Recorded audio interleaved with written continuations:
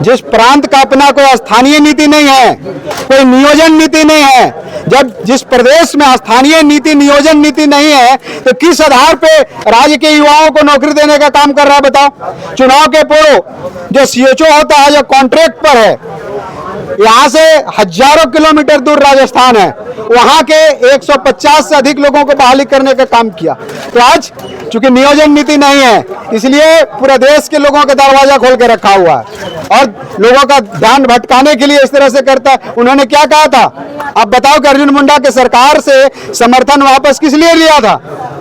स्थानीय नीति बनाऊंगा, और स्थानीय नीति का आधार क्या होगा?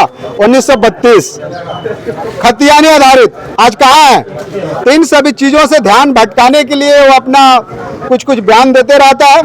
इस वक्त हम कांके अंचल में हैं और कांके अंचल में जो है कि बीजेपी नेताओं के द्वारा आरोप लगाया जा रहा है कि काफ़ी ज़्यादा जो है कि यहाँ पे भ्रष्टाचार संलिप्त है। बड़े बड़े जमीन दलालों द्वारा जो है कि यहाँ की ज़मीनों का अवैध तरीका से बेचाया जा रहा है।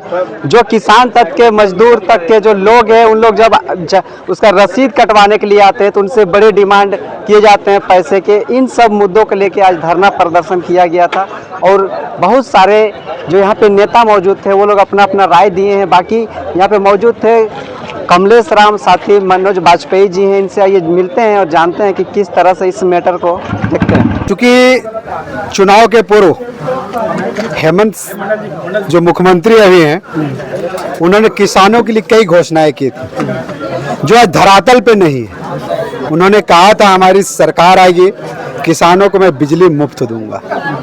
उन्होंने ये भी कहा था कि किसानों का 1 रुपये में 1 डिसमिल का मैं बीमा कराऊंगा, प्रति पशु 1 रुपये के हिसाब से पशु का बीमा कराऊंगा, जो कुछ भी नहीं है। साथ ही उन्होंने ये भी कहा था कि हमारी अगर सरकार बनती है तो धान की खरीद मैं 3200 रुपये क्विंटल करूंगा। चूंकि आप मीडिया के लोग, आप बताओ कि कहाँ पे 3200 रुपये खरीद हो रही है?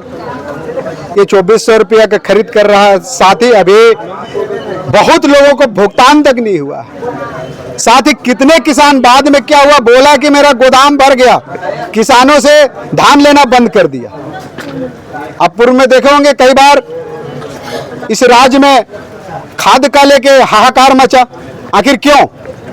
क्योंकि ये सरकार जो है एक गोरख धंधा कराती है। यूरिया जो 266 रुपये के आसपास बोरी आता है, वो 800 रुपये बोरी बिक रहा था। तो कहीं न कहीं इस राज्य की जनता के साथ हेमंत सोरेन जी ने छलने का काम किया है और उसको जगाने के लिए, जो कुंभकर्णी नींद में जो सोया हुआ है, उसे जगाने के लिए भारतीय जनता पार्टी प्रत्येक प्रखंड में, राज्य के प्रत्येक प्रखंड में हम धरना दे रहे हैं किसानों के हित के लिए कि किसानों के साथ नाइंसाफी हम कतई बर्दाश्त नहीं करेंगे। और उन्होंने क्या कहा था कि मैं प्रत्येक पंचायत में कोल्ड स्टोरेज का निर्माण करूंगा, फूड प्रोसेसिंग के लिए प्लांट लगाऊंगा। आप बताओ पूरे झारखंड में इस सरकार के आने के बाद कितना प्रोसेसिंग प्लांट लगाया, कि कितना कोल्ड स्टोरेज का निर्माण किया है। तो इन सब मुद्दों को लेकर जनता के साथ खड़ी है आज भारतीय जनता पार्टी। और जब तक किसानों का जो समाधान है, जो समस्या का समाधान, सरकार तो लगातार बेहतर काम कर रही है। सरकार समस्या का समाधान जब तक नहीं करेगी, भारतीय जनता पार्टी के कार्यकर्ता डटे रहेंगे। क्या बोल रहे थे? सरकार तो लगातार दिखा रही है रोज की बहुत अच्छा काम कर रहे हैं, लगातार लोगों को नौकरियां दे रहे हैं। वो तो आप ही पर आरोप लगा रहे हैं कि आप लोग तेल बेच दिए, आप लोग जो है गैस का दाम बढ़ा दिए, तेल का दाम बढ़ा दिए। लगातार राज्य में आप लोग, हर एक राज्यों में आप लोग बर्बाद कर रहे हैं। चुनाव का समय आया तब तक नहीं बताया, चुनाव खत्म हुआ तो प्रधानमंत्री जी वाहन कर दिए। अरे वो क्या कह रहा है उस पे मत जाओ। इस देश में झारखंड इकलौता एक विचित्र प्रांत है जिस प्रांत का अपना कोई स्थानीय नीति नहीं है, कोई नियोजन नीति नहीं है। जब जिस प्रदेश में स्थानीय नीति नियोजन नीति नहीं है, तो किस आधार पे राज्य के युवाओं को नौकरी देने का काम कर रहा है बताओ। चुनाव के पूर्व जो सीएचओ होता है, जो कॉन्ट्रैक्ट पर है, यहाँ से हजारों किलोमीटर दूर राजस्थान है, वहां के 150 से अधिक लोगों को बहाली करने का काम किया।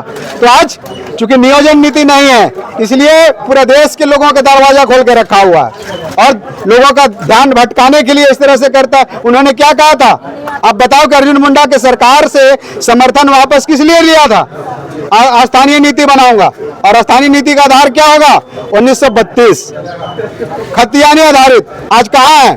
तो इन सभी चीजों से ध्यान भटकाने के लिए वो अपना कुछ कुछ बयान देते रहता है। अभी आप कई जगह देख रहे होंगे, AI के द्वारा जनरेट फोटो लोग ये कर रहे थे कि लंबी लंबी लाइन पेट्रोल पंप में कतार में है। आज जाके पूछो जरा, एके दुके कोई जानबूझ के उस तरह से करता है, बाकी किसी तरह का कोई समस्या नहीं है। मोदी आज ग्लोबल लीडर है और मोदी के नेतृत्व में भारत का परचम पूरे वर्ल्ड में है। ये भारतीयों के लिए एक गर्व का विषय है। परिचय दे दीजिए कैमरे के लिए। मैं पूर्व प्रदेश मंत्री भाजपा मनोज कुमार महतो बुढ़मू से जिला परिषद का सदस्य हूँ और ये इस कार्यक्रम का मुख्य वक्ता हूँ। बहुत बहुत धन्यवाद।